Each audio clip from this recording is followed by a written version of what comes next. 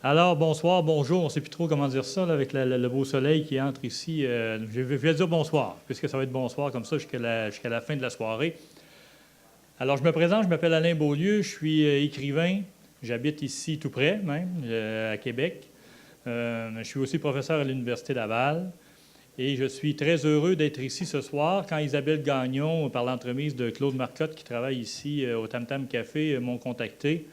C'est avec grand plaisir que j'ai accepté d'animer cette soirée-là, pour plusieurs raisons. D'abord parce que j'ai été déjà en contact un peu avec certains groupes d'alphabétisation. Ça a toujours été des gens que j'ai aimé côtoyer, à la fois ceux qui enseignent, mais aussi ceux qui participent.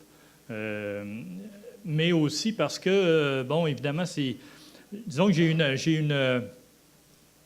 une pensée particulière pour tous ceux qui ont à se coltailler avec la langue française. Bon, je vous l'ai dit, je suis écrivain, donc je travaille avec ce langage-là, avec ce matériau-là depuis plusieurs années maintenant. Et encore aujourd'hui, la langue me fait parfois suer. La langue française me fait parfois suer. Alors, j'imagine que pour vous, c'est la même chose. Donc, je me sens d'une certaine manière complice, voilà, de ça. Alors, je voudrais donc saluer les enseignants, les participants. On a réuni ce soir à la fois des comédiens, certains que vous connaissez pour les avoir vus, soit à la télé ou au cinéma. On a réuni aussi des écrivains, certains que vous connaissez peut-être pour les avoir lus aussi. Des amis à moi aussi que j'ai d'une certaine manière rapaillés. Je leur ai demandé s'ils acceptaient. Ils ont accepté tout de suite l'invitation à venir lire les textes des participants de ce soir. Alors voilà. Oui. Donc, on y va en musique tout de suite avant la lecture des textes? OK. Donc voilà. C'était pas ce qui était écrit sur ma feuille, mais c'est pas grave, c'est une bonne idée, puisque tout le monde doit se restaurer un peu, on doit manger. Donc, j'inviterai les musiciens qui sont Manuel Lavallée et Étienne Bourré du groupe Les Quêteux qui vont animer la soirée. Merci.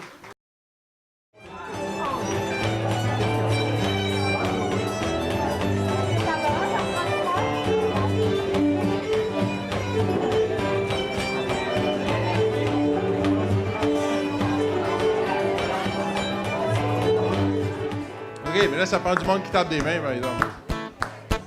OK, prends ta vidéo. Chez nous, il y a un docteur qui est pas mal épatant. Mon père est allé le voir il y a pas très longtemps. Il lui dit, docteur, je peux pas me tenir debout. J'ai du rhumatisme jusque dans les genoux. Quand le docteur l'a eu entendu, savez-vous ce qu'il lui a répondu? Il lui dit, docteur, si vous êtes tenir debout, prenez donc une chaise et asseyez-vous. Des docteurs comme ça, on n'en voit pas partout. T'en connais? Mon ami Firmin est allé le retrouver. Il lui dit, docteur, je suis bien découragé. À chaque fois que je viens pour planter des clous, je m'écrase les doigts presque à tout bout. Quand le docteur l'a eu entendu, savez-vous ce qu'il lui a répondu? Je pense que pour vous, le meilleur moyen, c'est de prendre le marteau avec vos deux mains. Des docteurs comme ça, on n'en voit pas ben. Excusez-la. OK, merci, mesdames et messieurs. Merci. Hey, bonne soirée à tout le monde, puis vous êtes chanceux d'avoir les quêteux avec vous autres. Alors, on peut peut-être applaudir une dernière fois les quêteux.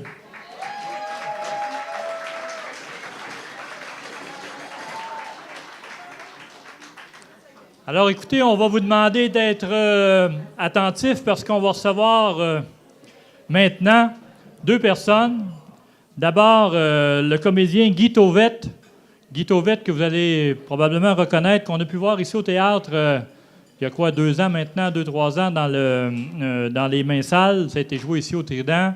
Guy, qu'on a vu régulièrement là, sur les scènes du théâtre québécois, qu'on connaît comme acteur à la télé aussi, dans plusieurs séries, au cinéma aussi, régulièrement. Donc, quelqu'un qui fait partie de notre univers artistique québécois et qui va accompagner, pour l'occasion, j'allais dire probablement la doyenne de notre soirée, Madame Marjorie Lachance. Alors, ils vont nous offrir un texte à deux qui s'appelle « Correspondance ». Alors, je les invite à se présenter sur la scène, s'il vous plaît. Alors, bonsoir. J'ai intitulé mon texte « Correspondance ». C'est le 20 octobre 1999. J'ai 74 ans. Je travaille sur mon ordinateur quand il me vient l'idée de m'inscrire sur un chat pour savoir connaître ce genre de communication. À mon arrivée, je lis les messages et j'observe ce qui s'y passe. Soudain, je vois taper tout en grosses majuscules. Je me cherche une correspondante québécoise. C'est Kama qui veut quelqu'un du Québec. Curieuse, je réponds immédiatement. Je suis québécoise, moi. Qu'est-ce que tu veux au juste? Quel âge as-tu? J'ai 14 ans. J'aime le Québec et je veux le connaître. Je suis beaucoup plus âgée que toi. Peut-être préférerais-tu une personne de ton âge, non? L'âge ne m'importe pas. Je veux connaître ce Québec que j'adore.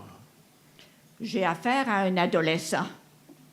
Je veux donc l'approbation des parents. Dès le lendemain, j'ai le oui de Kama et un mot de sa mère. Nous échangeons nos adresses électroniques et c'est parti. Je lance un premier message. Bonjour. Est-ce que tu me reçois? Oui, je te reçois 5 sur 5. Mon cher Kama, ça marche. Alors Isis, oui, ça marche, je crois rêver. Depuis le temps que je désire avoir une correspondante québécoise, tu es déjà venu en France? Moi, j'y habite. Nos premiers échanges portent sur tout et sur rien. J'y découvre un garçon curieux, sensible, discret, plein d'ambition.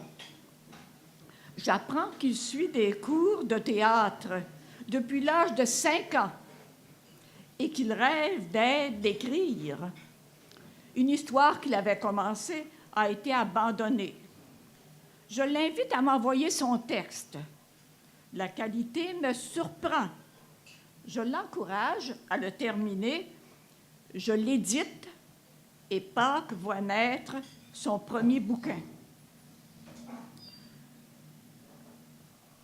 Je le livre moi-même chez lui, en France.